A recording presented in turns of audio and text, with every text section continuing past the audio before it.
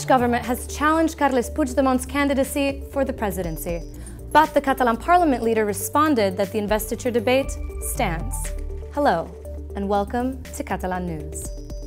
All eyes are now set on the Spanish Constitutional Court. Tomorrow at 1 p.m. it will decide whether to accept the appeal made by Mariano Rajoy for discussion.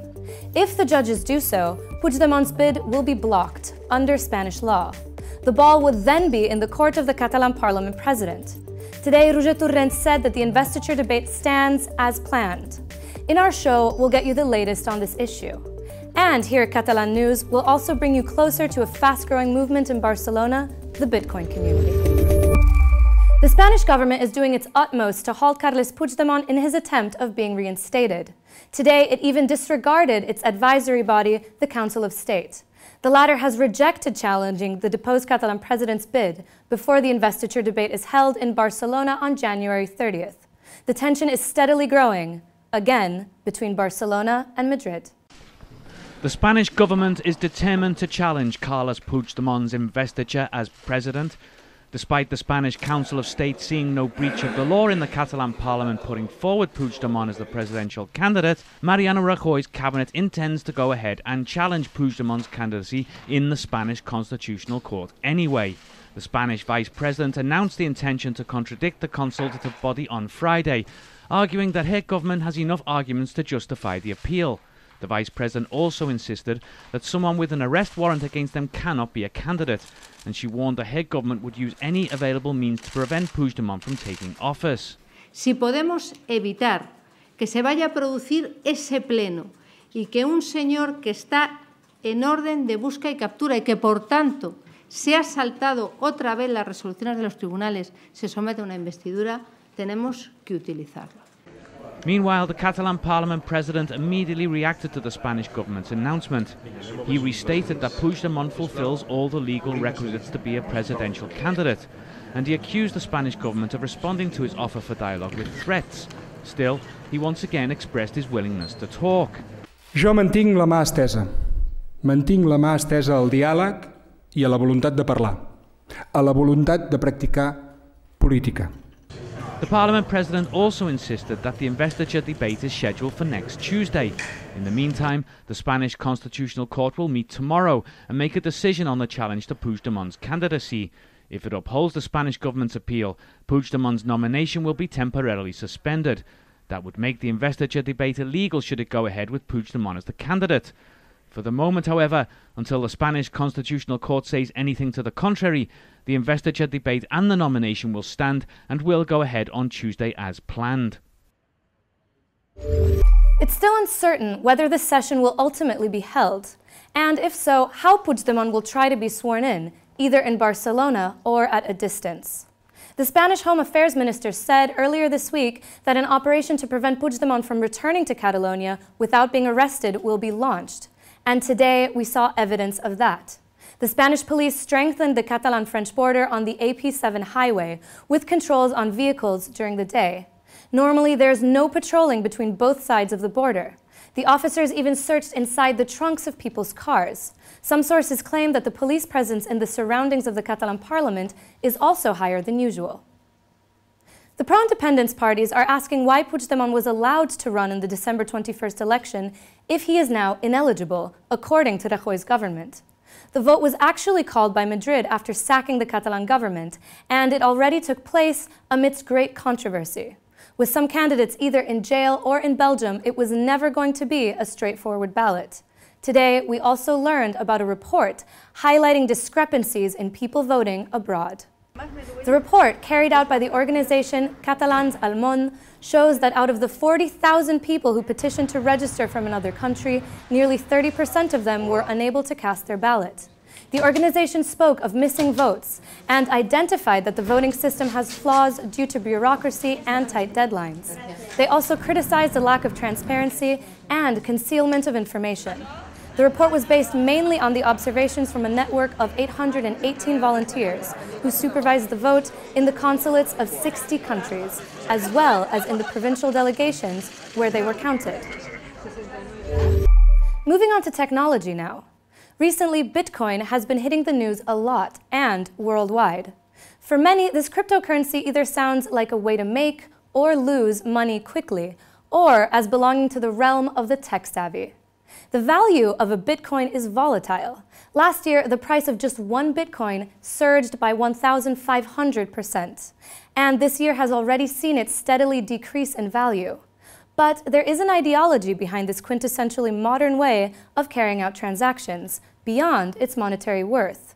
To find out, we recently visited a meetup of Barcelona's thriving Bitcoin community and tried to find out what it's all about. The Barcelona Bitcoin community is thriving. Since its creation in 2013, it's been growing steadily and now boasts a membership of over 2,400 people. And over the years, as interest has been growing in cryptocurrency, more and more communities have been formed, including Blockchain Catalunya, which was founded last year. It aims to bring all the communities together. Their shared goal? To raise awareness of the possibilities of cryptocurrencies. According to one of the original organisers of Barcelona Bitcoin community, which held one of its regular meetups this week, the digital currency has the potential to be applied in a much broader sense. Diguem, la mateixa operativa que fa servir Bitcoin es poden aplicar a altres sectors. Per exemple, el sector energètic, hi ha molts altres sectors que es poden revolucionar gràcies a la manera de funcionar que té Bitcoin. In fact, only 2 weeks ago, a house purchase was made in Catalonia using nothing but Bitcoin. The digital currency, as well as other cryptocurrencies, rely on what is called a blockchain, which is like a public database of financial transactions. As it is decentralized, using the cryptocurrency eliminates the need for intermediaries when buying and selling, therefore cutting down on extra costs, such as bank commissions and exchange rates. Amb el blockchain el que volem fer és eliminar aquesta estructura central, aquest node central, i intercanviar directament peer-to-peer, de persona a persona. The blockchain cannot be controlled by any one single body, but what exactly is it? What happens is that you have one set of books that is clonated several thousand times and everybody can look into the books.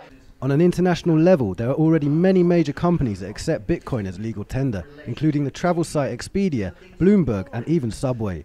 In theory, anyone can trade in Bitcoin without necessarily being an expert in cryptography. All you need to get on your way is a Bitcoin wallet, which can even be downloaded to your phone. If you've been watching our show, this isn't the first time you've heard of Sijena. It's the name of a monastery in Aragon that was set ablaze in the Spanish Civil War. Some of the artwork inside was taken to Catalonia for protection and later legally acquired. But this has been disputed in court by the Aragonese government. And after the Spanish executive seized Catalonia's self-rule last year, some of the works of art, like those in the Lleida Museum, were sent back. Yet you may not know that part of this collection remains in Catalonia, even in Barcelona, and is also being contested. Not all the disputed Sijena artworks were taken. Some are located at the National Art Museum of Catalonia, the MNAC. This is where they will remain, for now.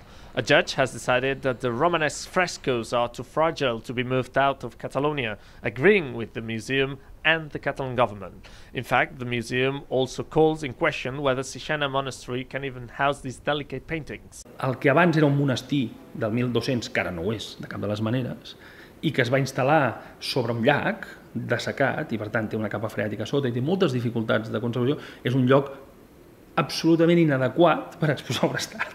No passa res. Sijena has been central to a long-standing dispute. In Spanish Civil War, a monastery was set on fire and the artwork inside brought to Catalonia to safeguard it. Later, Catalonia legally acquired the items, but Aragon argues that the transaction was outside the law. And now, with the Catalan Culture Ministry under the Spanish government's rule of Article 155, some Sijena works of art, like those in Lleida, have been sent back to the monastery. The fragility of the items has been a long contested issue, and the MNAC murals are a particular example of this. Produced around 1200, the blaze they escaped already weakened them. Now, even a slight vibration or change in temperature and humidity could damage the paintings, which are already in the museum walls. While a Huesca judge decided that the risk of deterioration with relocation is evident, this blocking is provisional. It will only remain in place until a firm sentencing on the case is reached, which could take up to 3 years. What's more, the Aragon government argues that the monastery is in optimum conditions to welcome the paintings. For now, the art is viewable at the National Museum of Catalonia, a unique example of a medieval Hispanic masterpiece, or, as the judge herself put it, a work of extraordinary artistic value. Now, let's talk about books. Catalonia values books so much that there's a holiday practically dedicated to them, Sant Jordi. And one of the most prestigious and certainly the most highly compensated distinctions for writers in the country is the Ramon Llull Awards. Martí Gironell is the winner of this year's award, the 38th edition of the event. His novel is called La força d'un destí, or The Strength of a Destiny. It's based on the true story of a Catalan entrepreneur who, in the 1950s, fled Francoist Spain, going from Barcelona to Hollywood and back to Catalonia. There were 46 original works submitted for recognition, and Gironell's book won out of 5 finalists.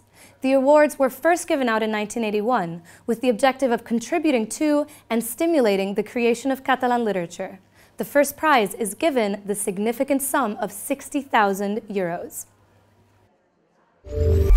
And to finish off our show today, some music by an artist you can't miss to understand Catalan music, Joan Manuel Serrat. The 74-year-old singer is far from being done. In fact, he just announced a new tour for this year. Fans will be able to see the musician in 14 cities, including Paris, Madrid, Seville, and Bilbao. And of course, he'll stop in Barcelona, his hometown, on December 18th and 19th. The tour is dedicated to his album Mediterráneo from 1971, including his most famous song of the same name. We leave you with a moving example of a choral rendition of this song at a concert in support of refugees last February. Over 15,000 people listened to what you're about to hear, too. We hope you enjoy it, and we'll see you on Monday. Sigue jugando en tu playa y escondido tras las cañas duerme mi primer amor. Llevo tu luz y tu olor por donde quiera que vaya y a tus atardeceres rojos se acostumbraron mis ojos como el recodo al camino. Soy cantor, soy embustero, me gusta el juego y el vino, tengo alma de marinero. En la ladera de un monte más alto que el horizonte quiero tener buena vista.